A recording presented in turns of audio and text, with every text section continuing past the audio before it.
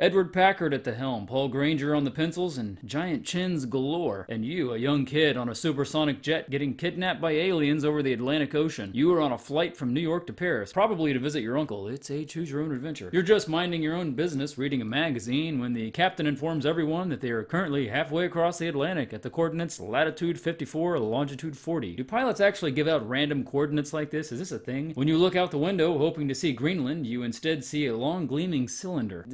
And you vanish from the plane. So begins Inside UFO 5440, a book where I will struggle to pronounce all the weird names correctly that Packard came up with. The alien spaceship with its twisting hallways we are constantly being told of, and its strange disappearing walls/doorways is called Rockma, I think. The aliens themselves, who happen to be pretty much self-centered jerks, are called Uti? Uti? Udi? UTY? No, that sounds like a sexually transmitted disease. I'm gonna go with Uti. Sounds good. You wake up in their spacecraft as they talk to you via telepathy. They have captured you to be a specimen in the zoo of their home world called Ra. And if you refuse to cooperate, you will be sent to some place called Soma, where you will sleep for 1 billion years. A recurring threat in this book. These Uti aliens are actually on a quest to find a utopian world called Ultima. The story goes that this place cannot be reached by any choice you could possibly make. The aliens are currently circling Earth in their search for this fabled place, presumably to talk to Richard Garriott. One benefit of this capture is that somehow you won't age as long as you stay on the ship. There are many other prisoners, some from Earth and some from other worlds, and no one is any older than the day they were brought on board. Well, how kind. The Uti have been studying Earth for around 1400 years, so they have been circling Earth for 1400 years trying to find Ultima. Waiting 1400 years for Richard Garriott to be born? I'm confused. Anyway, it's possible to run into a woman from China who's been on the ship for 600 years, or a very old looking man named Angus who was captured from Scotland 1200 years ago. Angus says he's been on the ship so long he can tell you practically anything you'd ever want to know. He informs you that the Uti have given up the search for Ultima and are preparing to go home soon. He also mentions that they are far more intelligent than humans and that we could only ever know 1/10 of what they know. Okay, Angus, speak for yourself. You could try to escape with Angus via a shuttlecraft after another alien fails at said plan and then falls over dead. Dumbass. You could also have the Chinese woman, Kim, show you how to talk to the aliens face to face. She warns you, though, that if you say the wrong thing, they will, quote, forever store us like eggs in a carton. Nice. The Uti are actually 3 spheres the size of basketballs that glow pink and violet. They claim they can read minds and can predict everything you will ever say or do. Just throw back your head and laugh at them, though. They don't know what to think of that business. Laughter confounds them. It confounds me. They have no idea what makes Earth people laugh. Kim tells them the words of a Chinese philosopher and they just cease to exist. What the fuck, Kim? How long you been keeping that in your back pocket? 600 years and you never thought to try that move earlier? After this massive lapse in judgment, you and Kim can try and land the ship on Earth. It's a matter of deciding to stay invisible or make the ship seen. If you do make the ship visible to Earth, you will need to decide if you want to plead that you're an Earthling in need of help or threaten the planet with destruction, because why the fuck not, I guess. You could forget about Kim and Angus and go explore the ship on your own and run into an alien from Alara named Inku. You may be wondering how Inku can talk to you. Well, he's been on the ship for 800 years, and he decided to take up English at one point. How convenient for you. He begs you to help him and hands you a statue he claims it took him hundreds of years to make. He probably could have made it faster if he wasn't so focused on the 800 years of English lessons. He claims the Uti will follow the orders of any human being that holds the statue. It won't work if he holds it because he's not human. So let's break this down.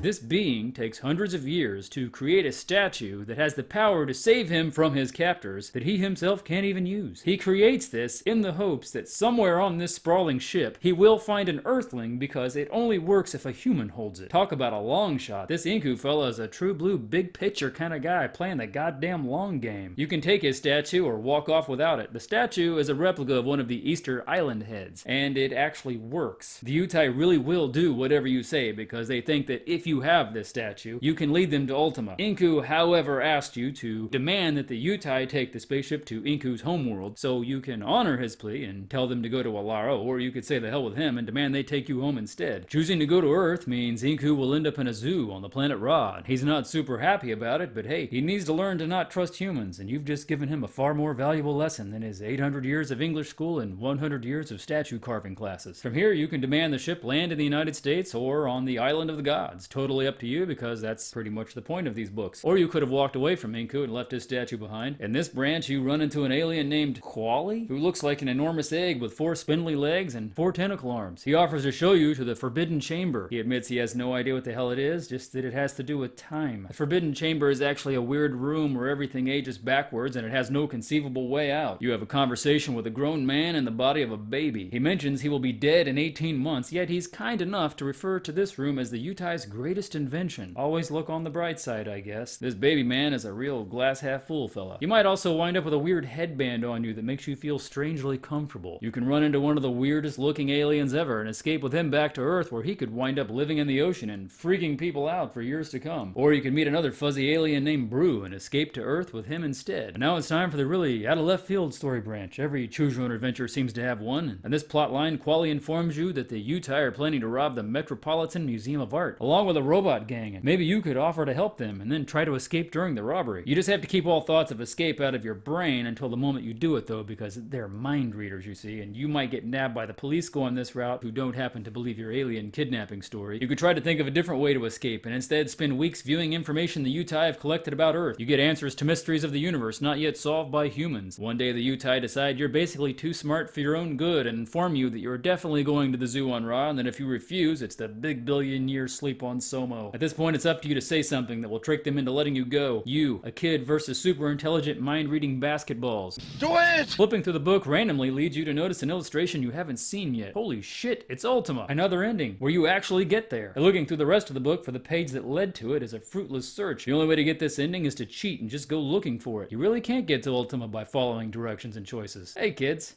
sometimes cheaters win. Let's see some of these endings. Wearing a trippy headband that makes you feel like you're drifting through time until time itself stops. Ordering the Utai to take Inku home and spending the next 30 years or so learning everything you can about the universe while also not aging, so that when you finally return, you are still the same age. Jumping through a portal and winding up in 2 places at once.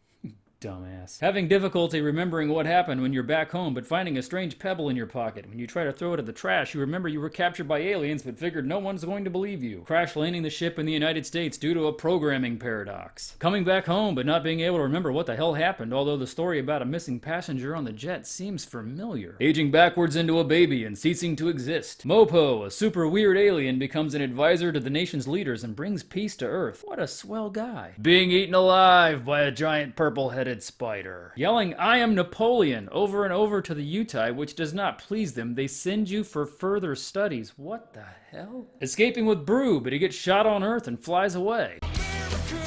Having your story confirmed by the CIA and being let off as a suspect of the weird art museum robbery. Reappearing back on the jet and having the old man next to you inquire where you've been. Trying to trick the Utai with a nursery rhyme and then being sent to Somo for the billion-year sleep. Agreeing to help with the museum robbery but accidentally thinking about your escape plan, so the Utai sends you to Somo. Lying to Brew about TV reporters and pissing him off. Threatening to destroy Earth and having Earth instead destroy you. Mopo goes off to make peace with the Russians. What a guy. Telling the Utai to be kind to you and send you home, but they of course send you to Somo. You silly kid, these basketballs are assholes. Having your identity magically verified by NASA, who sends a shuttle to rescue you and Kim. Kim asks you to visit her in China and you say, "I sure will." This ending made me laugh out loud. Being unable to decide if you should take Inku home or take yourself home, and after changing your mind a few times, you blow up the ship, you indecisive dipshit. Escaping with Kim back to Earth, where she proclaims the Utai were no better than slimy gray snails. That's some deep stuff, Kim. And of course, falling asleep and then waking up, reading this book. Packard apparently envisioned a book so boring that kids were bound to fall asleep reading it. That's it. Another wild ride from Edward Packard and Paul Granger. See you peeps in another 5 years.